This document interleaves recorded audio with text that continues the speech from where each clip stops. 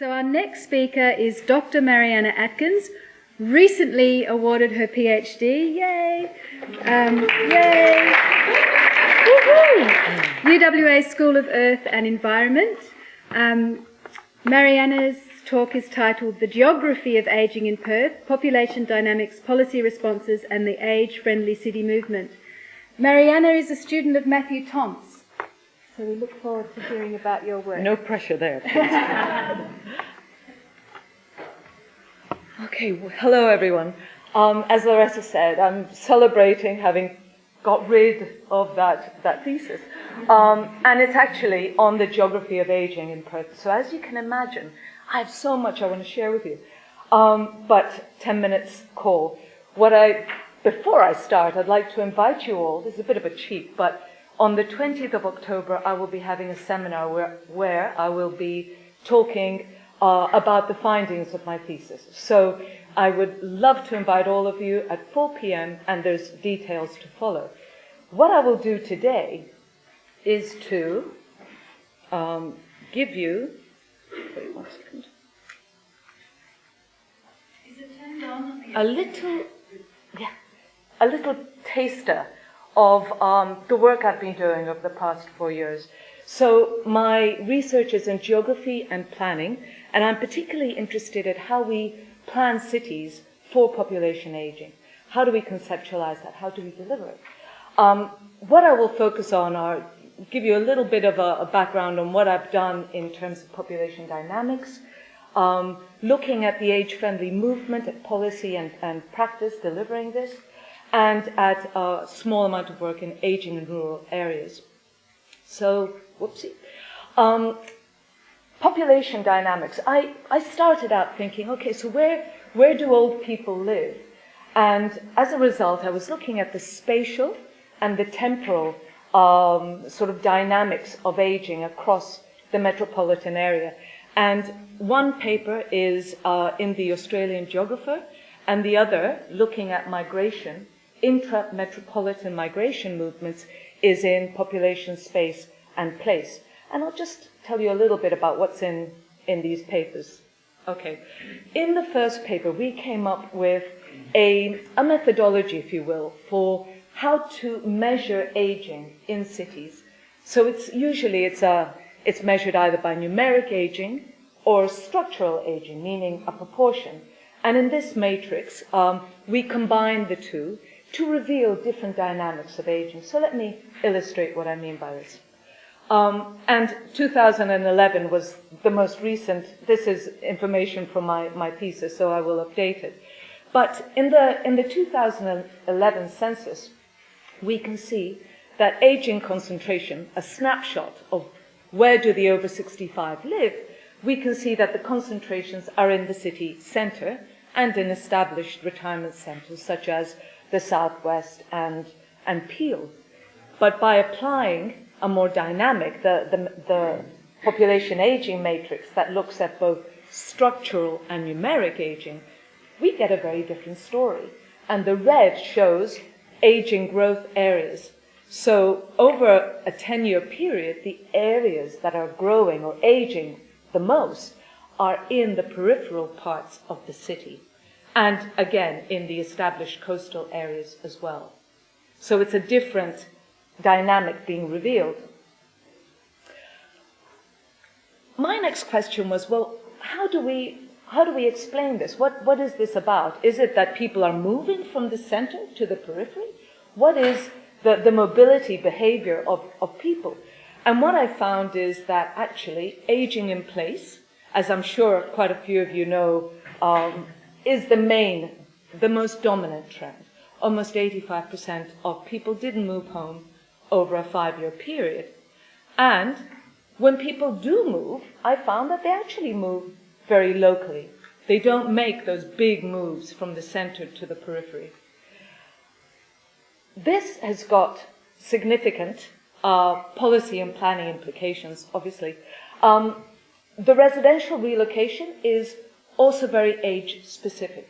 So we're seeing most of the moves are taking place in the younger, older age ranges, as people perhaps are getting ready for retirement, they may be downsizing, finding homes that are more suitable, and also in the older ages.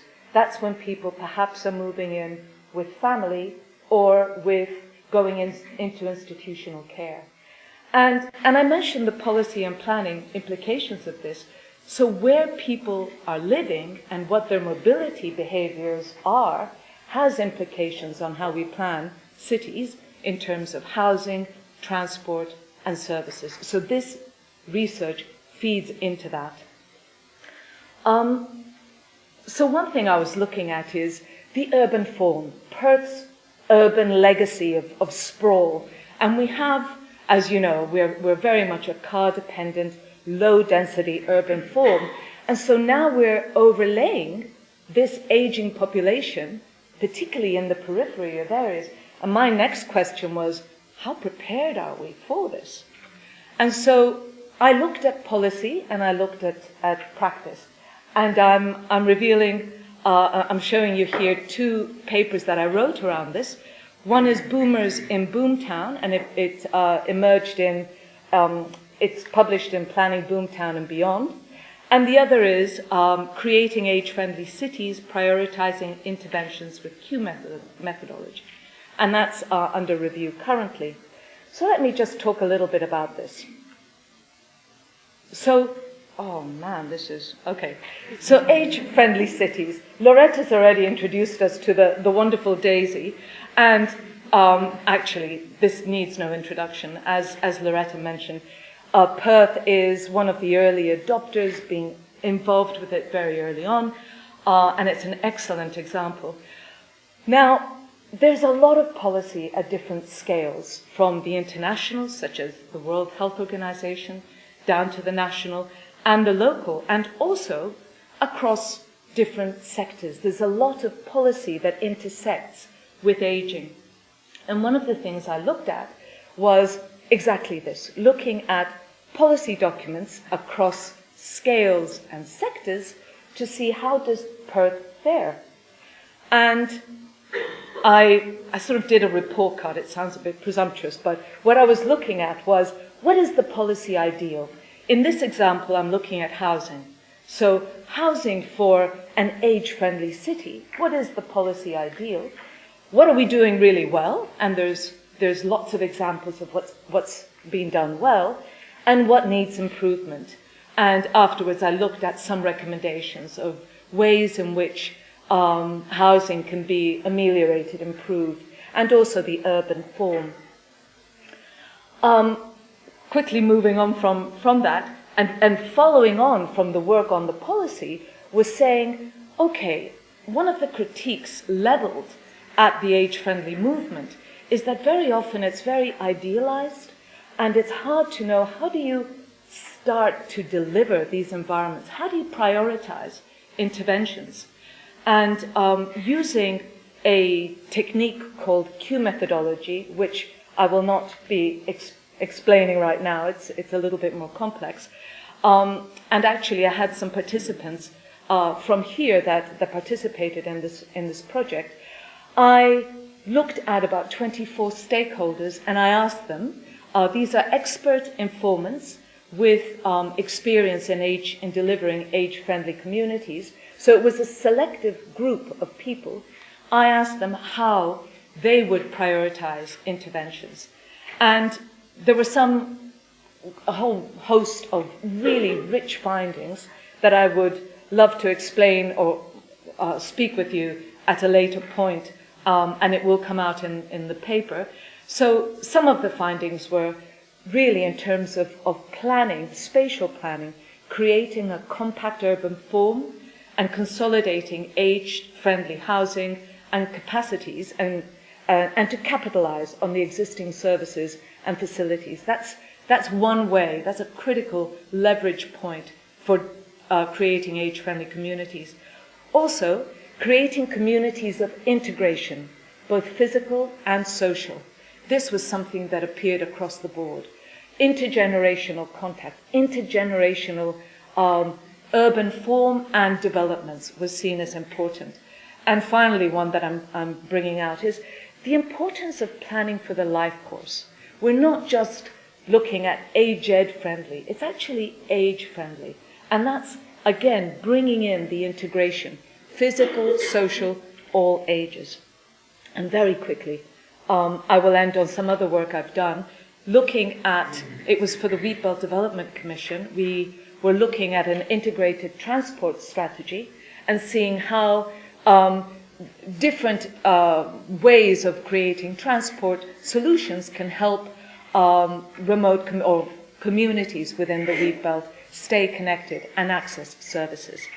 So that's my 10 minutes up. I'm taking you. And again, my plug for the event that I'm holding on the 20th of October, you are all welcome to come, and I would love to see you then. Excellent presentation. Thank you, Mariana. Any questions for Mariana? Or comments? Yes. Just touching on that transport, that is our biggest issue in the Shire of Mundaring, one of the biggest issues. If anybody comes to us for lack of public transport, we don't have a high population density. So that to me is one of the biggest things we could ever do, is provide the transport, because it doesn't matter what else we're doing outside of that. It's just, they can't get there, so it doesn't really matter. The study that we looked at, we were analysing some pilot surveys that were carried out, and we did an extensive literature review, and one of the things we found was exactly that, the absolute key, the importance of mobility and transport. And certain recommendations were made in the report. It doesn't have to be daily transport. That was one of the things that really struck me. It's having a regular service that may go every week, every fortnight, but that is flexible and perhaps isn't just for older people, but is inclusive for people with needs within the community. And that was something that was highlighted in that. Yeah, I go to people with needs as well, because that's another feedback we get all the time. People with disabilities, transport. One of the observations that I found from that was that it doesn't have to be expensive. It's not necessarily an expensive service, but it has to be responsive, and there has to be commitment within the local government and within the community. But the benefits can be massive to the people living in rural areas. A few hands went up, so we'll collect the questions because there may be actually cross points. So first one over here. Yes, just similar, I suppose, in your points about being responsive and flexible, which public transport can't ever be properly. So there's really innovative solutions over in the US, and we're from the city of Melville, so different scenario to Mundaring or the Wheatbelt, but similar issues, I suppose, for our older population. And there was another, yes, one, then two. My question was more about the housing, and there's a lot of conversations around what could happen, but I guess within a local government, if I talk to the planners, I'll say state planning if they don't come on board. So there's seems to be really hard to work out who can trigger a change in how we do housing, and it just seems a bit bigger. I mean, we want to influence it somehow, but it's like understanding how we can do that. So do you have any? Just hold on to your response, sorry, Mariana. The gentleman behind. Yeah, it sort of taps into that previous. I mean, the urban sprawl issue is an Australian-wide thing. It's not just Perth. And I mean, the further you get away from the city centre, the larger the lot sizes become. And you're saying that the young or old are going out in those areas. But when they get on the larger lot sizes and they become the old, they actually want to downsize, so they want to come back the other way. And the trend globally is for urbanisations, for city centres to be redeveloped, which of course you're looking at East Perth, you're looking at Northbridge, you're looking at West Perth, and that's all sort of happening. So you actually see that trend of them going out, and as they're getting older, come back in again. Keep hold, Kay. I know, I'm sorry. Yeah, take notes. Oh, well, just for me, what's ringing is the importance of departmental communities and the interagency working in this space of age friendly, because these are the big picture that local government needs to feed into, but can't always make the big decisions on housing and transport. So we really need to make sure that that's strong, and there's a lot of good communication happening. Yeah, the linking up. Christine. Just a quick comment that the state government, through the Department of Housing, which I think is under the Department for Communities now, has just completed, I think, their draft seniors housing strategy, and much of what was highlighted in this presentation actually is very similar findings and recommendations. So I think, you know, they did engage extensively for that strategy, so hopefully, you know, it'll be quite practical. We're almost out of time for Mariana, so I'll give the floor back to her. Good luck. All right, good luck. In terms of housing, that's an area that I'm particularly interested in. And I think there's definitely changes afoot. I've been working with Land Corp and also with community groups. So there's one group called Perth Alive, which stands for All Ages Living in Vibrant Environments. And they're looking at creating intergenerational precincts. So at that level, at that high level of precinct development, thinking about all ages, and the reality is that, you know, young people want to be within easy access to public transport. The reality is older people probably do too. And so that debate is happening. Claremont Oval is one of the sites that's starting to address this. The issue will then be making it affordable, and not just for the Claremonts, but actually being able to roll that out. But that is happening at that level. On the grassroots level, there's definitely different ideas around co-housing, around creating, trying to densify the suburbs in some way. And I think an issue here is very often the fear of density. You know, do you just densify the inner urban areas, or do you densify further away? And the issue really is density done well. And we have to see it done well for it to be able to be sold extensively. So I think that sort of addresses both of your questions. But it's definitely something that is happening and has to happen further. And then the other is around collaboration. I think somebody, asked a lot about collaboration.